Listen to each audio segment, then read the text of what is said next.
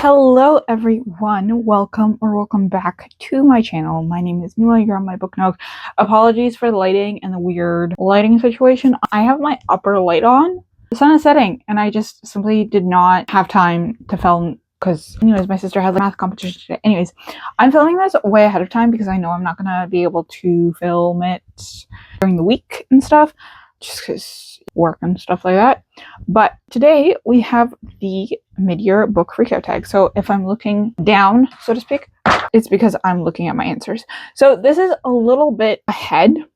It is the 7th, and usually, well, I'd say it's roughly upcoming week, right?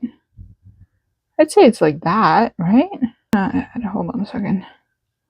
Usually it's like next week that people post it, but I wanted to get it up ahead of time because then I can focus on other videos.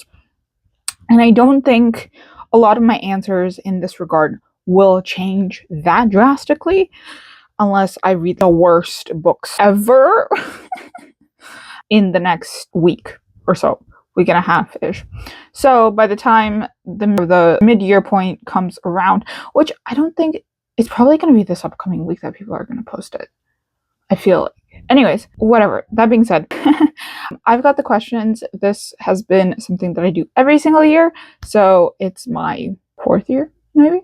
I don't know. 3rd year? Might be my 3rd year. I'm not too sure, but I'll link the other ones down below. As usual, all the links will be down below regarding any of the books and stuff. If there's reading vlogs and stuff like that, if I remember to do. But if I don't, please remind me. But anyways, all the info and all that stuff.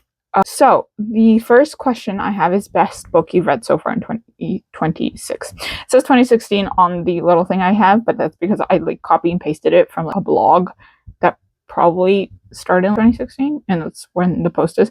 Anyways, best book you've read so far in 2016. First, I think this is going to become my book of the year, is Daughter of the Forest by Juliet Marillier. I love that book. I know I gave it 4.75 stars, but now that I'm thinking about it, the more I think about it, the more I want to bring it up to a 5 star, so I think I will, which means I'll have to update a lot of other things. But anyways, that's a problem for future making me tomorrow. Anyways, and I have a couple of runner-ups, meaning that these were top tier books, although all 4 I gave 5 stars way before I have realized that Daughter of the Forest is delivering 5 stars as well. But Daughter of the Forest, out of all of these, is my favorite of all of them. So the runner-ups are as follows. Wild Reverence by Rebecca Ross, This Kingdom Will Not Kill Me by Lona Andrews, Red City by Marie Lu, and Anne of Green Gables by Ellen Montgomery. So the next question is the best sequel you've read so far in 2026. It is 2026, isn't it? And I haven't really read a lot of direct sequels per se, in the sense that I've read sequels, but they're more so companion sequels, so to speak, in a way. Like the Lovelight Farm series, right? They're not really sequels of the previous ones. Does that make sense? I don't know. I think for Lovelight Farms, it is best that you read it in order. It won't necessarily spoil the relationships from before, but I think it's better if you read it in order. That way you get sort of the whole scope of all 4 relationships. So I didn't really count that as sequel books. But so best sequel I've said is Antiquarian's Object of Desire in that sense, because that's the 3rd book of the Love Academic series, and I read that as an arc, and it was lovely.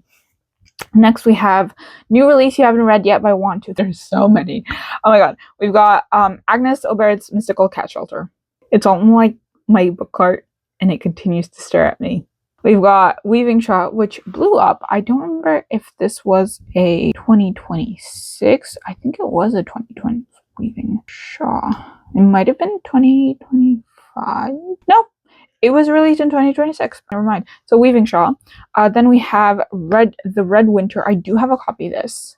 My boyfriend got it for me, and I was very excited to read it. But then I kind of fell off of it. I'm not sure where it is at the moment, but my boyfriend kind of fell off. My boyfriend bought it, and I fell off of it. It was good for a while, and then I don't know. I guess I just wasn't really in the mood for it. And lastly, we have The Unicorn Hunters. I got this as an e-arc, and then I just never really ended up reading it per se because I got enamored by other books, and this is by Catherine Arden. Next, we have most anticipated release for the second half of the year, and I've got quite a couple of a mix of, I guess, fiction and nonfiction. I'm sure there's plenty more that I can talk about, but for the sake of brevity, because I'm a yapper, so for the sake of brevity, we've got Babylon by Lloyd Llwellyn-Jones, and if you remember that name, this is a nonfiction about, guessed it, Babylon. Ugh, sorry guys, so I was just talking about Babylon, your Hanging Gardens of Babylon, that Babylon. Then we have Crossing the Wine Dark Sea. This is Emily Wilson's book about translating the ancient world and translating the Odyssey and the Iliad. Then we have Tempest by Victoria Aveyard, which is her pirate fantasy. I'm not sure if it's romantasy, don't quote me on that. I don't think it is. But then we have Scion by James Islington. I think this is a sci-fi-ish book. And lastly, we have Wolves of War by John Gwynne. If you guys want a full list of books that like releases in general that I'm very excited about, let me know and I will get on that because that will take me a bit to script out in a sense. The next question is question number 5 is biggest disappointment. And this isn't per se worst book of the year. I don't think there is a worst book of the year question here. So this is biggest disappointment, meaning that I take it as in you're really excited for this, but disappointed you. And if it was a worst book of the year so far, I would have said Beautiful Ugly by Alice Feeney. But in this case, that doesn't apply because I was not super excited. I was interested in reading it, but I wasn't like super excited. So it wasn't necessarily a disappointment. My expectations were fairly low. So in this case, biggest disappointment was Daughter of Crows by Mark Lawrence. I gave this a 3 stars, so you're probably like, oh, but like 3 stars is a solid rating. For me, it's a 3 star. It's a disappointment. If something gets a 3 star and I'm excited to read this and it's popped up on like TBRs or something like that, or hopefuls or whatever, or it's in my list of books that I want to read, or it's in a list of books that are releasing that I want to keep an eye out for, then that's considered, and I didn't like it, that's considered a disappointment. Is that a pretty roundabout way?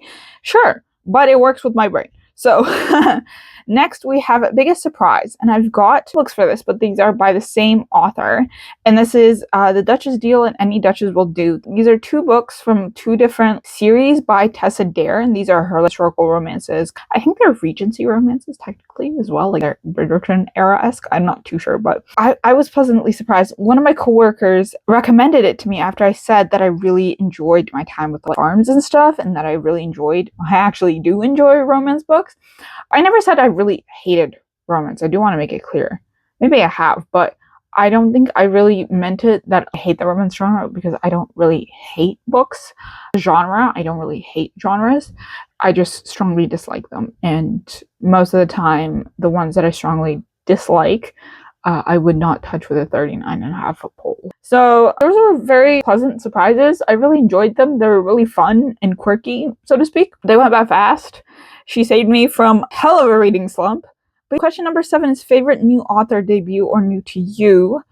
So one of them is technically not new to me, but I've sort of rediscovered her in a sense because it's been such a long time between me reading her other books versus the one that I read this year. So my original sort of answers are B.K. Borison, because I read Lovelight Farms as well as First Time Caller. I haven't gotten to And Now Back to You. I have a physical copy of it. I will get to it eventually. But B.K. Borison was a very pleasant surprise. Tessa Dare is another one. I've never read from her before, and I read 2 books back to back, which were fantastic. I really enjoyed them. Ilona Andrews is another one. I've seen her name quite a bit, I think, now that I'm looking back on it. It's kind of I guess it was the same situation as Garth Nix. I saw their names, but the covers never really intrigued me. And then when the cover for a book came up at some point, that intrigued me, so I looked into their backlog and that kind of thing. With Garth Nix, what intrigued me was The Left-Handed Booksellers of London. I thought that was a very interesting title, and then I found out he was the one that wrote Sabriel. And I've seen Sabriel everywhere. I saw it in every library. But Ilona Andrews, I think it was more subtle. It's definitely a name that I am vaguely familiar with. And it's one of those names that you're like, this is probably a long time fantasy writer, known name in the space. So, and it's actually a wife-husband duo, which is very fun. And then lastly, the author that technically isn't fully new to me, but I've rediscovered it, her is Rebecca Ross. I read Wild Reverence, and I'm still thinking about it. I'm genuinely still thinking about the book. I'm shocked, to be honest. Number 8, newest fictional crush. And I wrote Vincent from Wild Reverence. I think he was very sweet. And I think he was very protective of our main character. and really enjoyed reading about him and from his perspective. The next question I have is book that made you cry. Now I'm not sorry, that's not the next question. The next question is newest favorite character. And I wrote Maggie from This Kingdom Will Not Kill Me because, oh my god, actually a competent character? Wow, an actual competent character. Fantastic. It's been such a long time since I read an actually competent character in a fantasy book. Especially considering the situation in this book. I feel like that says a lot. Anyways, next we have book that made you cry, and I'm not a big crier. I'm not a crier when it comes to books, but while Reverence definitely made me tear up a little bit. However, as far as like crying, I was crying when I was reading Antiquarian Gables. And spoiler alert here. So if you don't want spoilers, please proceed to the next question. So I was reading the part where Matthew was discovered, he died, and there's just scenes between Marilla and that like touched me on such a level that I didn't expect that I actually started crying. I was sobbing, genuinely just like crying. And I was waiting for the Uber at the bus stop, and it's really late at night. And I was just genuinely just sobbing. I have a reading vlog where I'm actually crying. So I will link that below. But next we have a book that made you happy. And that is the entirety of the Lovelight Farm series. It was such a lovely time. And it was such a fun time. And I will continue to look on those books very fondly. And I will continue to read everything that B.K. Borson will write. Well, maybe I'm not big on Christmas romances. So maybe not Christmas romances. But Lovelight Farms. Next, we have most beautiful book you've bought so far this year or received. Now, I don't really buy sprayed edge books or anything, but my boyfriend took me to the secondhand bookstore and I got a copy of Rusalka in hardcover. And because it's so difficult to find that specific series anywhere, I think that takes the cake, and he bought it for me. He actually bought the first one and the second one in hardcover, so I do have the second one as a paperback, but when we saw the first two in hardcover, I was planning on just getting the first one and leaving the second one, but he's like, oh no, get both. So he bought me both, and I think that's the most beautiful, I'd say, book that I've gotten. I will grab it for you. It's not, I don't think it's necessarily aesthetically pleasing, but because my boyfriend bought it for me and he's like, get both, and I was very touched. I think it's beautiful in that sense. So I was very touched. The next question I have is what books do you need to read by the end of the year? Take a look at my bookshelves. So many. Reread The Count of Monte Cristo, read The Master Margarita, read 20,000 Leagues Under Sea, read Frankenstein, read Rusalka, read Witch Daughter by Tanez Bethina, read Helen of Troy nonfiction, read a bunch of nonfiction, a bunch of fiction, all that good stuff. If you're wondering what I have on my TBR, follow me on my Instagram. And lastly, favorite book community member. I don't think this was a question from previous years. I'm not sure. But favorite book community member, Carrie from Carrie Can Read has continued to be my favorite booktuber, so to speak. And I've recently discovered Freya. I think she's very sweet. I like her. Her book taste very much aligns with mine. And I think those are two of the ones that Carrie I've watched consistently since before starting my bookstagram. So I was there quite early on, I think. Freya, I started watching very recently, I'd say. Maybe in the past half a year or so. She kept popping up and I realized I really enjoyed her content. Another one is Emma. Her thing is Emmy. I love her slow vlogs. I like the way that she speaks. I find that she speaks in a very satisfying way, I guess. She just has a nice cadence and it's not too fast, not too slow. And we don't align book for book, but I found quite a few books from her. I read Icefields. I think it was last year that I read it. And that was something totally out of my usual scope of reads. And I really enjoyed it. So I realized I do like those cold places books and stuff. And I don't know if I'll tackle things like, I don't know, freaking Moby Dick or something like that. Or, geez, War and Peace this year. But I do want to tackle Anna Karenina. That's the plan. That's definitely on the list. But some of the books that she has read, I have not been able to get to, but alas. So that's it for this video. Again, I'm sorry for the lighting. It is what it is, but I hope overall it was okay.